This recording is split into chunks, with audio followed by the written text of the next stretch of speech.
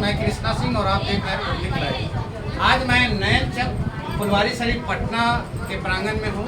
ये नैन चक एरिया पड़ता है, इस गांव में हूँ और यहाँ आने का खास मकसद है कि बिहार सहयोग मंच द्वारा एक आयोजन किया गया है जिसमें डॉक्टर भीमराव अंबेडकर की जयंती मनाई गई और सब लोगों ने उनको श्रद्धा सुमन अर्पित किए और काफ़ी संख्या में यहाँ गांव के लोग जुड़े हुए हैं, काफ़ी संख्या में यहाँ के बच्चे आए हुए हैं और वो सब लोग, चूँकि अभी स्वागत भाषण समारोह भी हुआ, सब लोगों ने बारी बारी से अपने वक्तव्य को रखा और समाज सुधार के लिए जिस तरह से बाबा साहब भीमराव अंबेडकर ने समाज को नए सिरे से उत्थान के लिए जो प्रावधान किए संविधान के माध्यम से, तो ये एक चरणीय उनके चरण को स्पर्श करते हुए हम एक बार फिर उनको नमन करते हैं। और हमारे बीच बहुत सारे लोग जुड़ गए हैं, वो बताएंगे कि आज चूंकि ये 14 अप्रैल को होना था और आज हो रहा है तो इतना विलम्ब क्यों है। इसके अलावा ये जो मंच है बिहार सहयोगी मंच,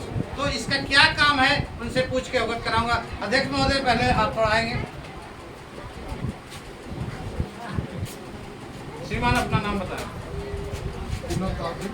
ये बताइए कि ये सहयोगी बिहार सहयोगी मंच जो आपने स्थापना की, इसका क्या उद्देश्य है? बिहार सहयोगी मंच का उद्देश्य यही है कि जितने पिछले हैं, जितने गरीब से गरीब हैं, उन लोग को मदद किया जाए।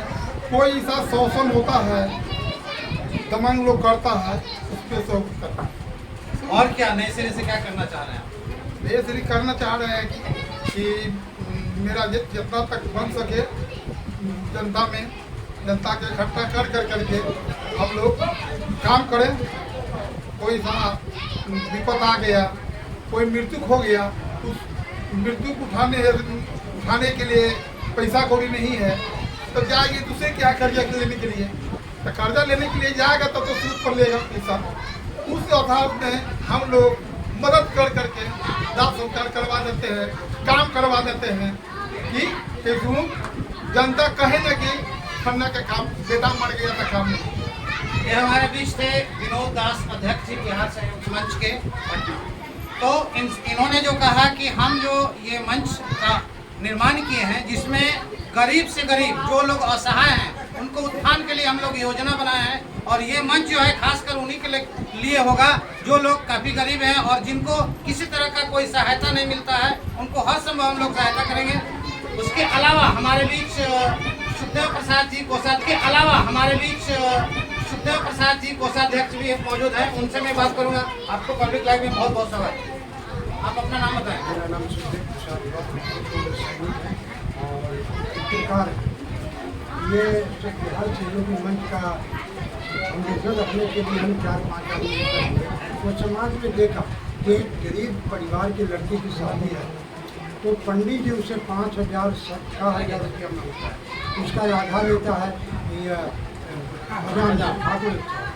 तो इन सब चीज़ों में किसी के पास पैसा नहीं है और वो बेचारा तंग हो जाता है, सूद पर पैसा लेता है। हम लोगों ने विचार किया कि हम लोग मिल करके ऐसा करें कि वो सूद पर पैसा ना ले और उसको हम इस तरह का सहयोग करें शादी में, विवाह में, मरने में।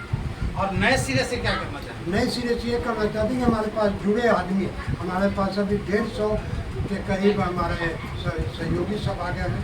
उनके साथ हम लोग मिलकर कि अभी शिक्षा पर ज़्यादा जोर देना है, तो जितने भी छोटे बच्चे हैं सबको हम मुफ्त में शिक्षा दें, पढ़ाएं। अगर कोई स्कूल में जाना चाहते हैं तो बगल में शिक्षा स्कूल है, उसमें एडमिशन वो ले लें और वहाँ वो पढ़ें, या हम लोग हो सकते हैं। इस तरह की औरतों के लिए सिलाई कटाई और इस तरह की है वो बिजनेस कोई खड़ा करे, उसमें वो सहयोग चाहती है तो हम लोग सहयोग देने के लिए तैयार। तो एक चीज़ बताइए कि अक्सर देखा जा रहा है बिहार में शिक्षा व्यवस्था पूर्ण रूप से चौपट है, आप इसके बारे में क्या कहें? हाँ, शिक्षा भी तो एकदम चौपट हो चुका है, लेकिन अगर हम अभी निचले पायदान से हैं, निचले पायदान से इसका हम निर्माण करें कि आगे हम बढ़ें तो ये दूर हो सकता है। और हम लोगों के जैसा हमारा सहयोगी मंच के आदमी इसमें मदद करें तो हम शिक्षा को आगे बढ़ा सकते हैं। समाज को क्या संदेश देना चाहेंगे? समाज को ये देना चाहते हैं कि अंधविश्वास, छुआछूत, इससे आप दूर हटो और शिक्षा की ओर ध्यान दो, और जो भी काम करो उसको सोचो कि ये गलत है कि ठीक है। जब गलत और ठीक का निर्णय आप तभी कर पाओगे जब आप पढ़ोगे, आपको कोई पढ़ाएगा, आपको कोई समझाएगा। अगर समझाने वाला कोई मिल जाता है तो अति उत्तम है, वो समझाए और समाज को आगे बढ़ाए।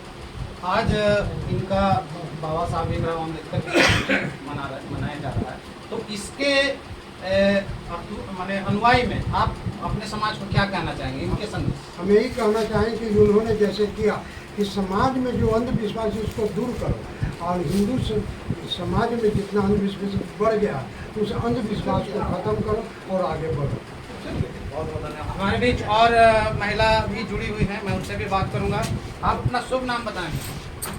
मेरा नाम सुनीता है। आपको पब्लिक माइक में स्वागत है। आप ये बताइए। बहुत बहुत धन्यवाद। हमारे बीच और महिला भी जुड़ी हुई हैं, मैं उनसे भी बात करूंगा। आप अपना शुभ नाम बताएंगे? मेरा नाम सुनीता है। आपको पब्लिक माइक में स्वागत है। आप ये बताइए कि राजनीति से है क्या? जी नहीं, मैं भी संगठन से हूँ। तो ये जो संगठन का बिहार सहयोगी मंच का जो शुरुआत किया गया है, तो इसका क्या उद्देश्य है? खास करके ये जो सहयोगी मंच का जो निर्माण किया गया है, खास करके हम महिलाओं को जो देखिए बहुत सारी महिलाएं हैं जो निकलना तो चाहती है, लेकिन कहीं ना कहीं उन्हें निकलने नहीं दिया जाता है। खास करके दलित महिलाओं में जो ऐसा है काफ़ी देखा जाता है, और हम लोगों ने यही सोचकर इनको सहयोगी मंच बनाया कि सहयोग के साथ कुछ इसमें महिलाएं भी हैं, पुरुष भी हैं, और एकजुट होकर महिलाओं को आगे निकालना कि जो महिलाएं खासकर दलित महिलाएं हैं उन पर अधिक शोषण होती है, बाहर के साथ साथ घर में उनके साथ प्रताड़ना होती है, तो उनको कैसे मतलब कि रोक लगाया जाए, उनको कैसे हम लोग बाहर निकालें और स्वतंत्र रूप से जो बाबा साहेब ने हम लोगों को अधिकार दिया, खास करके बाबा साहेब के हम लोग जयंती मना रहे हैं, और उनका यही था कि सब महिलाएं आगे निकले। जो महिलाओं को पहले मनुस्मृति के समय में उनको संविधान में उनका हक अधिकार नहीं मिला था, लेकिन अब जो है कि बाबा साहब का देन है कि महिलाएं को भी हर जगह मतलब कि सीट दिया गया, हर जगह महिलाओं को भी आगे बढ़ने का अधिकार दिया गया है, जो कि महिलाएं तक ये चीज़ नहीं पहुंचती है। और हम लोग यही जब मतलब कि हम लोग का विचार है कि जन जन को में जाकर महिलाओं को आगे निकाले और बाबा साहब का संदेश को बढ़ाए, और उनमें इतना समझ हो कि वो अपने हक अधिकार को समझे, और खास करके जो बाबा साहब ने 3 जो मंत्र दिए थे शिक्षा, तो वो भी अपने बच्चे को पढ़ाए लिखाए, खास करके बच्चियों को आगे बढ़ाए कि वो समझे कि हाँ शिक्षा ही एक ऐसा चीज़ है कि जिससे हम हर अधिकार को प्राप्त कर सकते हैं। जो हमारी महिलाएं मतलब कि जो नहीं जानती हैं, बहुत सा ऐसा अधिकार भी है कि खास करके देखिए जो महिलाओं को शोषित किया जा रहा है, उसके लिए भी हमारा अधिकार दिया गया है। घरेलू हिंसा, जो घरेलू हिंसा के विषय में भी महिलाएं नहीं जानती हैं, तो उससे कैसे वो दूर हो, उनको कैसे आगे बढ़ावा मिले, तो वो भी स्वतंत्र रूप से अपने हक अधिकार को लड़े और अपने पूरे परिवार के साथ सुखी जीवन जिए, अपने मान सम्मान के साथ। जो उनको मान सम्मान नहीं दिया जा रहा है, जो कि वो अधिकार है उनका, वो मान सम्मान कैसे लेकर जिए, तो उसके लिए शिक्षा, स्वास्थ्य और मतलब कि ये जो है जरूरी है उसके लिए। तो और अपने बच्चों को सिखाए, बच्चियों को सिखाए और आगे बढ़े और अपना अधिकार को प्राप्त कर सके।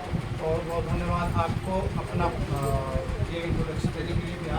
जितने महिला हम लोग चाह रहे हैं कि हम लोग की अधिकार जो अधिकार जो नहीं मिल रहा, जो हम लोग को अधिकार मिले, पढ़ाई लिखाई बाल बच्चे सबको मिले, और ये संविधान जैसे पहले से है आज भी बरकरार है।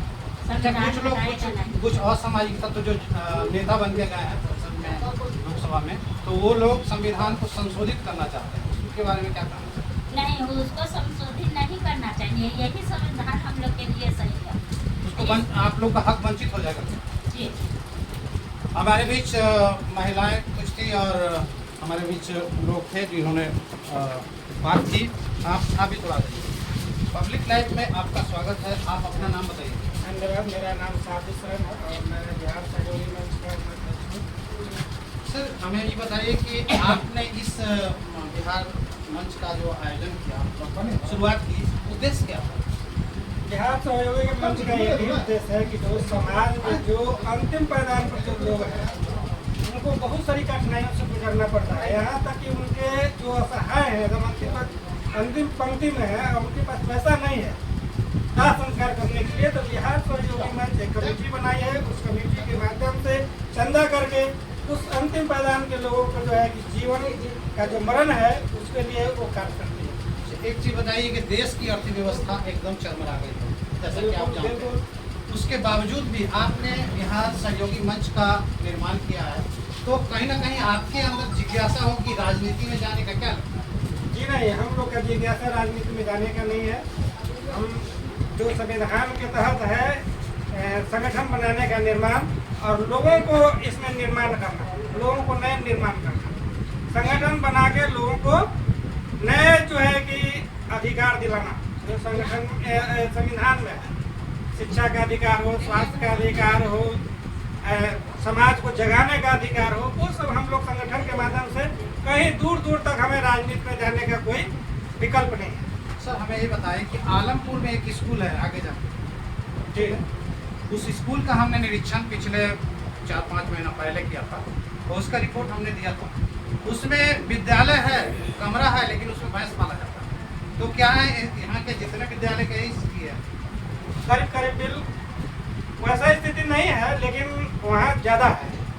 अगल बगल में है, शिक्षक भी आते हैं, लेकिन जो गुणवत्तापूर्ण शिक्षा होना चाहिए, जो उनको पढ़ाना चाहिए, वो बच्चों को नहीं पढ़ाते हैं। और इसमें सरकार दोषी है और पब्लिक भी दोषी है। पब्लिक इसलिए दोषी है कि पब्लिक अपने भी विकल्प नहीं है। सर हमें ये बताएं कि आलमपुर में एक स्कूल है आगे जाके, जी, उस स्कूल का हमने निरीक्षण पिछले 4-5 महीना पहले किया था, तो उसका रिपोर्ट हमने दिया था। उसमें विद्यालय है, कमरा है, लेकिन उसमें भैंस पाला जाता है। तो क्या है यहाँ के जितने विद्यालय का यही स्थिति है? करीब करीब बिल वैसा स्थिति नहीं है, लेकिन वहाँ ज़्यादा है। अगल बगल में है, शिक्षक भी आते हैं, लेकिन जो गुणवत्तापूर्ण शिक्षा होना चाहिए, जो उनको पढ़ाना चाहिए, वो बच्चों को नहीं पढ़ाते हैं। और इसमें सरकार दोषी है और पब्लिक भी दोषी है। पब्लिक इसलिए दोषी है कि पब्लिक अपने बच्चे पर ध्यान नहीं देता है कि पढ़ने गया तो क्या सीखा क्या नहीं सीखा। यदि प्रथम वर्ग में है तो प्रथम वर्ग का उसको नॉलेज है कि नहीं है। और सरकार तो ध्यान नहीं दे रही है। सरकार जो है कि भवन पूरे बिहार में बना दी है, लेकिन टीचर की बहाली नहीं कर रही है। और बहाली भी की है तो पंचायत स्तर पर की है, जो बिना कोई क्या बोलते हैं उसको, बिना एजुकेशन। इसलिए शिक्षा बिहार में चौपट है। पब्लिक लाइव से बात करने के लिए बहुत बहुत धन्यवाद। मैं कृष्णा सिंह।